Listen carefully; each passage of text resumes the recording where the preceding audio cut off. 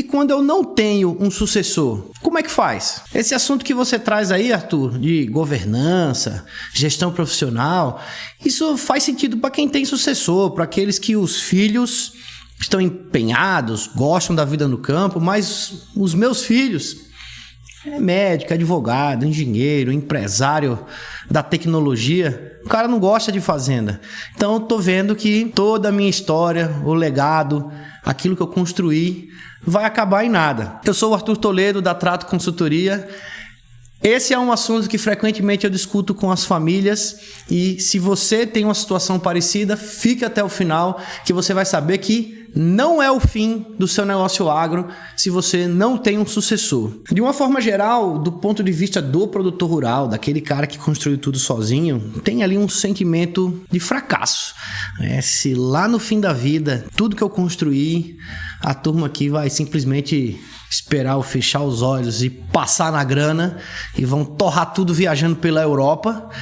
Mas isso só vai acontecer se você não criar uma estrutura profissional, empresarial na sua fazenda que permita que os seus filhos, mesmo que não tenham vocação para a vida no campo, sejam sócios de uma empresa que dá resultado, que dá retorno, que remunera o capital investido e que dá dividendos, dá dinheiro para eles. Para que eles vão querer vender isso daí? Para a gente chegar nesse conceito, eu vou falar sobre alguns pontos e vou já colocar que a gente tem 2 possíveis caminhos para que o negócio continue, para que a propriedade rural continue sendo um bem da família e que haja um mínimo de interesse dos sócios de participarem, de continuarem sendo sócios dessa empresa, sendo donos desse ativo e não queiram simplesmente vender tudo, colocar o dinheiro aplicado em algum lugar do mundo ou em algum tipo de ativo financeiro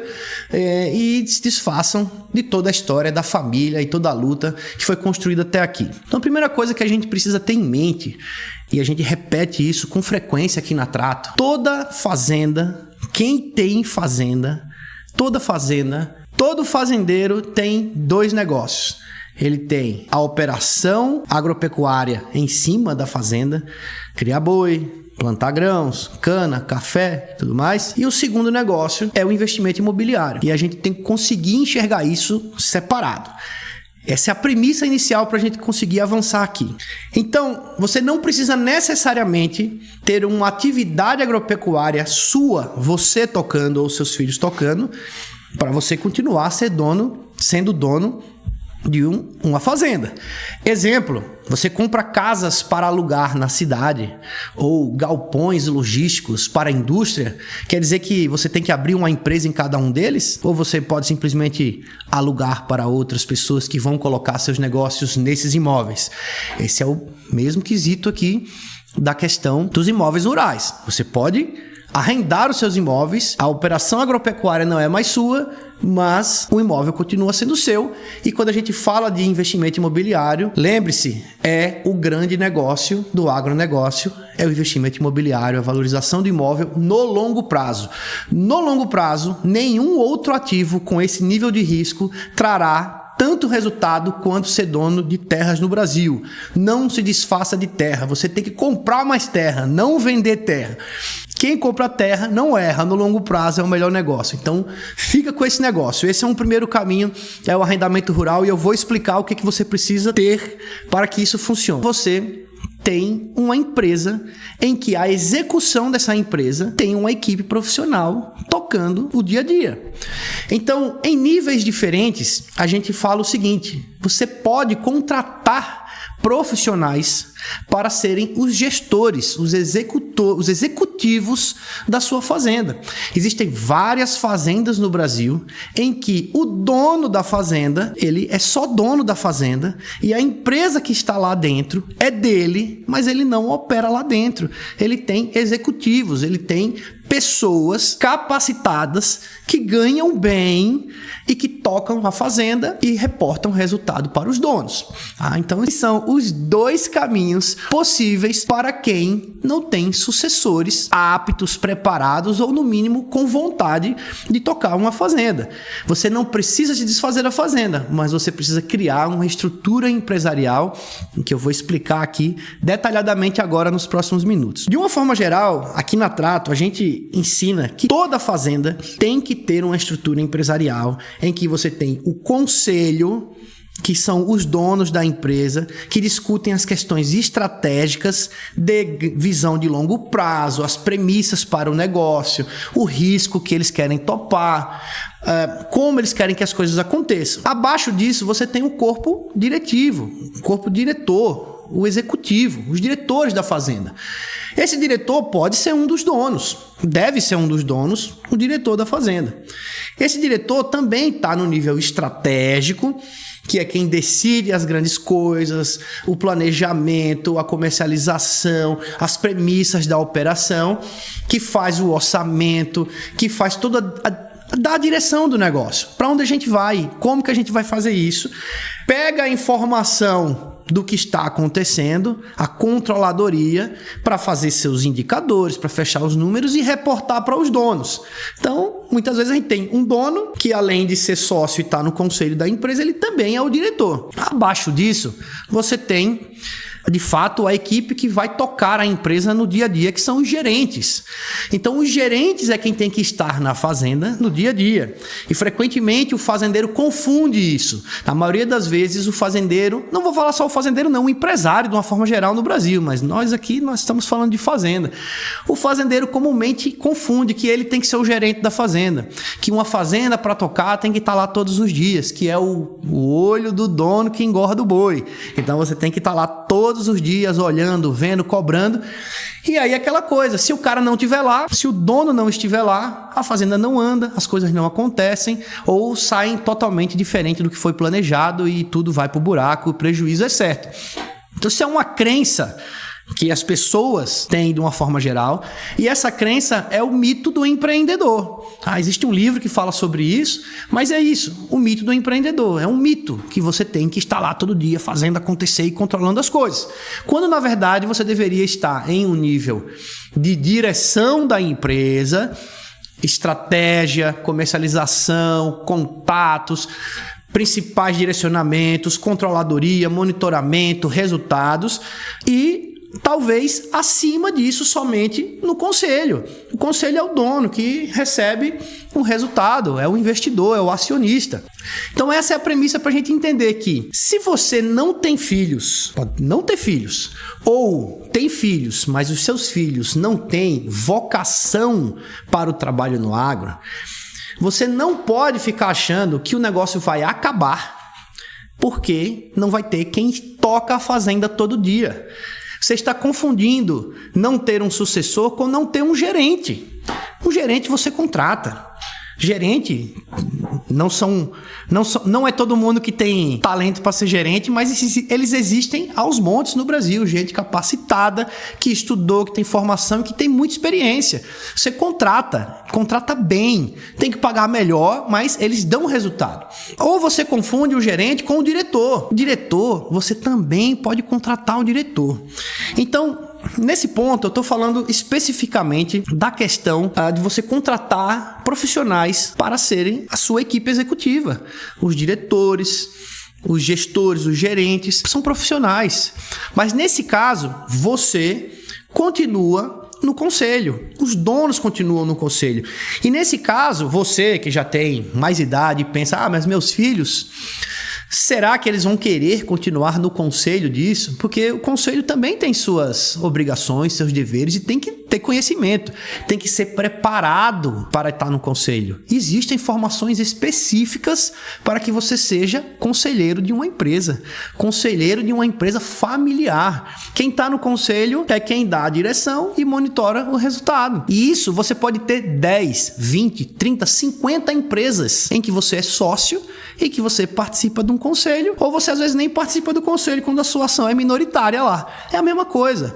Então você cria uma estrutura estrutura para que um corpo de profissionais cuidem da sua empresa e você, no conselho, dá as direções. Mas você tem que ser fortalecido como conselheiro, tem que aprender a ser conselheiro e tem que preparar os seus filhos para que eles sejam conselheiros, para que eles sejam sócios. Preparação societária, ser sócio, saber jogar o jogo, saber fazer planejamento, saber combinar entre os sócios, entrar em acordo, as regras da sociedade. Tudo isso vem num acordo de sócios, vem num protocolo familiar, a entrada, a saída. E se alguém quiser sair, tudo isso é discutido em um acordo prévio.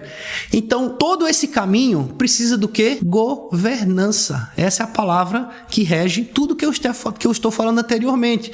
Então, se você cria processos de governança a ponto de que o diretor da empresa não precise ser nem você, nem um filho seu, nem um neto seu, nem ninguém. Se você pegar a história das grandes empresas, grandes conglomerados de fazendas, indústria, em que tem uma família inicial ali, você vai ver que a família participa do conselho, está presente, tem sua cadeira para ter peso nas votações, decide as grandes coisas, mas não são eles que tocam a operação. Então, você e os seus filhos, antes de tudo, têm que aprender a ser sócio, conselheiro de uma empresa. Esse é o primeiro caminho de quem ou não tem filhos que querem tocar fazenda, mas que eles queiram ser sócios da empresa. Vou te dar agora o segredinho, o pulo do gato, para que os seus filhos tenham interesse em continuar sócios dessa fazenda. Sabe qual é? Dinheiro. É isso mesmo. Se essa empresa distribui resultado, dividendos, todos os anos para eles,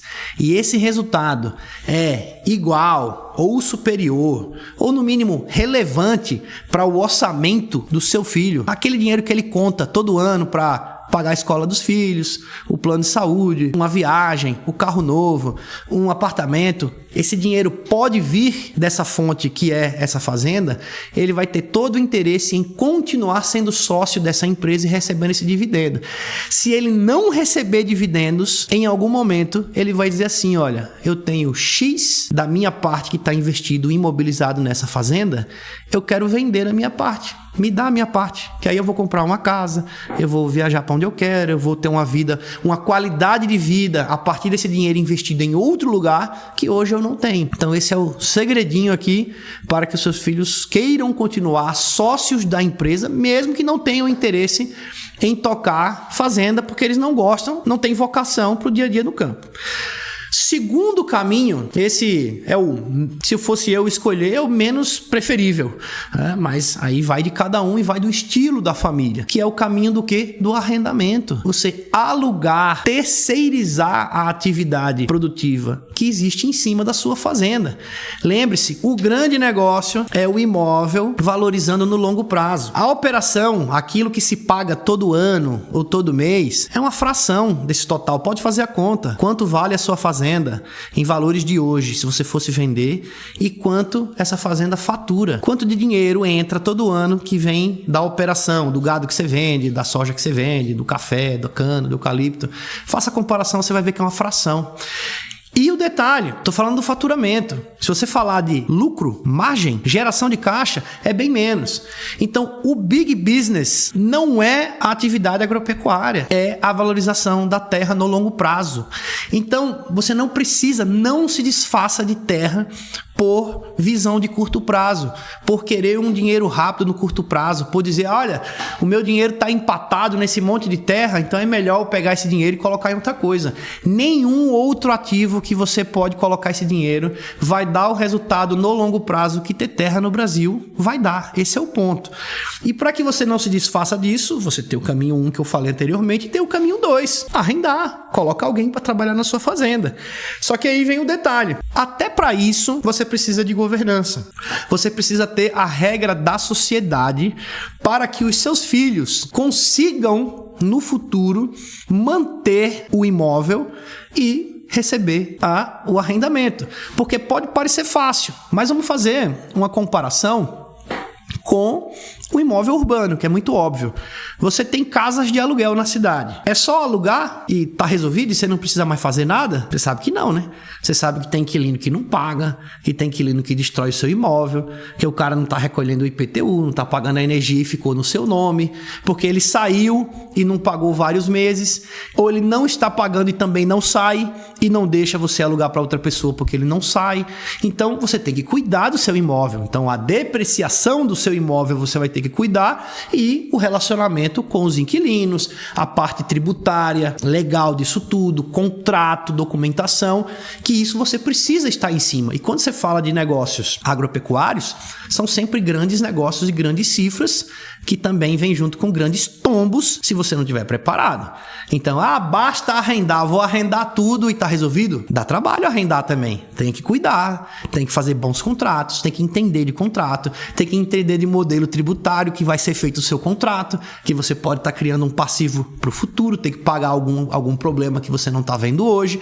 Então, ainda assim, é um caminho viável e possível quando você pensa em perfil de famílias que não têm interesse em trabalhar na agropecuária. Em várias situações, é muito mais lucrativo você parar essa atividade aqui e fazer outra coisa e deixar a renda funcionando. Vou dar um exemplo muito clássico que acontece aqui no estado de São Paulo. Talvez seja o seu caso. Quando você vê o valor da terra no estado de São Paulo, ela vale o que ela vale porque na região existe a concorrência com outras atividades que remuneram tanto quanto, né, uma baliza a outra. Elas competem. A cana compete com o eucalipto, que compete com a laranja, que compete com o boi, bem menos, né? E a gente vê com frequência aqui no estado de São Paulo famílias que são de pecuaristas, mas que, por decisões estratégicas, aqui em São Paulo, eles arrendaram toda a propriedade para cana ou para o eucalipto e foram fazer pecuária em outro estado, no Mato Grosso do Sul, Goiás, Mato Grosso, Rondônia, Pará, foram para outro lugar, porque estrategicamente compensa você trocar esse arrendamento aqui em São Paulo por um arrendamento em outro lugar, ou até comprar terras em outro lugar e deixar aqui com um bom arrendamento. É uma ótima decisão isso. É frequente aqui a gente pegar casos de pecuária, especificamente, por isso que eu dei o tonzinho de quando falei da pecuária meio para baixo, pecuária em terra de alto valor. Paraná, próximo de região metropolitana, onde a terra vale muito, em região de agricultura muito forte, em que quando você pega a rentabilidade, que é o lucro da sua propriedade contra quanto vale o patrimônio, que é o dinheiro que está investido nesse negócio, a gente vê que a rentabilidade é muito baixa porque a terra é muito alta. E você pergunta para o dono: por que vocês estão fazendo pecuária aqui?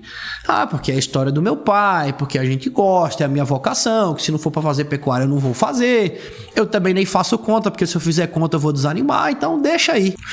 Mas você poderia tomar uma atitude, né? E a gente sugere isso muitas vezes. Por que vocês não arrendam a metade da sua fazenda para cana, preferivelmente, para algum tipo de agricultura, de grãos ou eucalipto, e a outra metade da fazenda que ficou você intensifica, você coloca uma pecuária de alto rendimento, um confinamento, uma terminação intensiva a pasto, uma recria intensiva a pasto, e usa toda essa estrutura que existe no estado de São Paulo de subproduto das usinas, subproduto de indústria, para engordar gado, para fazer adubação, bota uma irrigação. Você consegue, com a metade da área, ter a mesma quantidade de animais que você tinha, continua tocando a história da sua família, dos seus avós que trouxeram a raça para o Brasil, que fizeram pecuária a vida inteira, e só que você viabiliza economicamente o seu negócio. Então essa paixão pelo negócio muitas vezes atrapalha bastante a visão financeira, econômica, patrimonial, as estratégias que a gente tem que ter para levar o nosso imóvel, os nossos ativos, o nosso patrimônio para a próxima geração, para as próximas gerações. Então, esse é um caminho óbvio, que é do arrendamento. Tá? Só que aí muitos produtores rurais, quando falam em arrendamento, para eles é como se fosse uma derrota pessoal. Os caras vão arrendar tudo, herdeiro, vida boa, vão acabar com tudo, porque naquela visão é o cara que vai pegar o dinheiro do arrendamento e vai torrar viajando, E lá na frente, se ele precisar fazer qualquer coisa na fazenda, ele não vai ter dinheiro. E aí a fazenda vai depreciar. É quando você vê fazenda abandonada, tudo caído, casa velha, curral derrubado, cerca não tem mais. E aí o cara não tem mais dinheiro para reerguer a propriedade, tem que vender a propriedade para poder resolver os problemas. Esse sim é o fim. Mas se você criar um modelo de governança, sociedade, regras, controles, pessoas capazes, ou seja, o treinamento para que os seus filhos sejam líderes, que sejam sócios, que sejam pessoas que entendem de negócios, mesmo que cada um tenha o seu estilo de ser mais conservador ou mais arrojado, eles têm que ter uma mente de empresário, que aí tanto faz se eles vão tocar a propriedade, se eles vão contratar profissionais ou se eles vão arrendar essa propriedade aqui, mas eles vão saber gerir o patrimônio. E esse é o ponto da história toda aqui. É sobre governança, é sobre gestão profissional e é sobre preparação dos líderes da futura geração. É muito triste quando a gente vê histórias de grandes propriedades que acabaram tudo em nada, porque os filhos, a segunda ou a terceira geração, simplesmente não foram preparados para isso, tiveram dificuldades no relacionamento ao longo da vida porque não quiseram trilhar os caminhos dos pais, criou-se uma barreira gigantesca entre essa geração e essa aqui, no meio ficou um vácuo que foi preenchido por orgulho, ressentimento, tristeza, rancor e que, cara, não precisava nada disso. Então, se você cria uma estrutura que permite que os seus filhos tenham liberdade de escolher, e a escolha deles pode sim ser tocar a propriedade, se for da vocação deles. Se não for, eles podem escolher ser donos da fazenda tendo uma equipe que toca a propriedade. E se não for, eles vão ser donos da fazenda com um arrendamento e vão gerir aquele arrendamento e vão tocar o seu negócio para frente. O imóvel vai continuar. E quem sabe, lá numa terceira geração, surge um neto, um bisneto, que vai olhar para a história lá em cima, vai ver o alinhamento da família e vai querer resgatar a história do vô, do bisavô e vai falar, eu vou fazer como meu vô fazia. Então nada é perdido se tudo é feito planejado, de boa intenção, com boa comunicação e trazendo os valores da família, que é o que regeram, é o que fizeram essa família chegar até aqui. É a mesma coisa, é os mesmos valores, os mesmos princípios, é o que vão fazer com que no futuro essas próximas gerações tenham orgulho da história que eles participaram, ouviram e criaram. Então, se você ficou até aqui, meu amigo, muito obrigado. Você sabe que tem que deixar um like, se inscrever no canal, compartilhe, deixe um comentário, mande isso para quem precisa ouvir. Saiba que existe solução e a solução passa pela profissionalização da gestão, pela governança e sabe que pode contar com a gente aqui da Trato, porque você já ouviu, né? Quem escolhe a Trato, escolhe o futuro.